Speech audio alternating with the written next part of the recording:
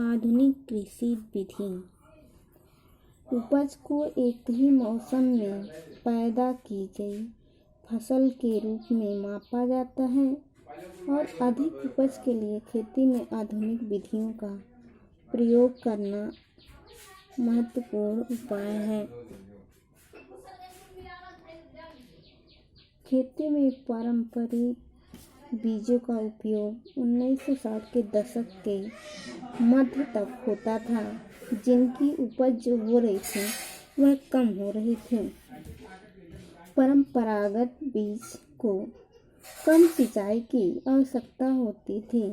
किसान उर्वरकों के रूप में गाय के गोबर या प्राकृतिक खाद का प्रयोग करते थे। ये सभी साधन किसानों के पास उपलब्ध होते थे, इसीलिए इन्हें खरीदना नहीं पड़ता था।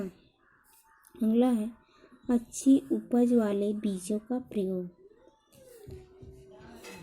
1960 के दशक के अंत में जब हरित क्रांति ने भारतीय किसानों को अधिक उपज वाले बीज के द्वारा गेहूं और चावल की खेती करने के उपाय बताए, तो इस बीज से अधिक मात्रा में अनाज पैदा होने की संभावना रहती थी, जिसके परिणाम स्वरूप जमीन के उसी भाग में पहले की अपेक्षा अधिक अनाज की मात्रा पैदा होने लगी, जबकि पहले इसकी मात्रा इतना अधिक नहीं होती थी। और अधिक उपज प्रजातियों वाले बीजों से अधिक उपज पाने के लिए अधिक पानी की आवश्यकता होती है और रासायनिक खाद और कीटनाशकों की आवश्यकता होती है। भारत में पंजाब, हरियाणा और पश्चिमी उत्तर प्रदेश के किसानों ने खेती के आधुनिक तरीकों का सबसे पहले प्रयोग किया।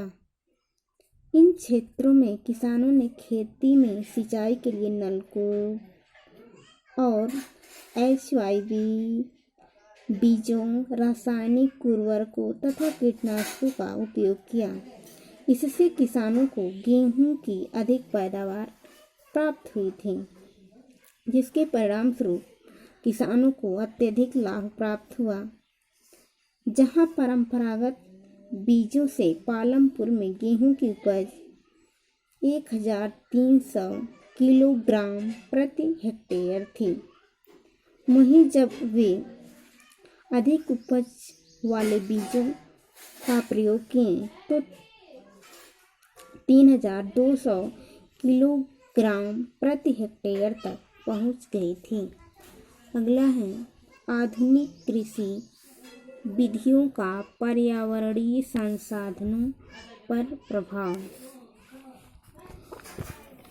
यानी आधुनिक जो कृषि विधि हैं, उनके प्रयोग करने से पर्यावरणीय संसाधन पर कौन कौन से प्रभाव पड़ रहे हैं। भूमि एक प्राकृतिक संसाधन है, इसीलिए इसका उपयोग सावधानी पूर्वक किए जाने की आवश्यकता है।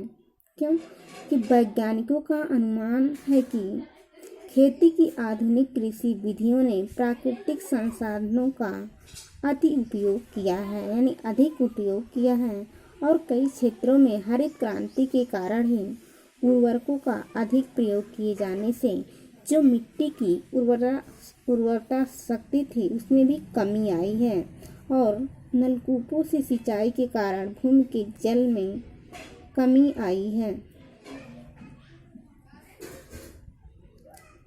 पर्यावरणीय संसाधनों का निर्माण कई वर्षों में होता है और एक बार अगर नष्ट हो जाए तो उन्हें पुनः जीवित करना दुष्कर होता है।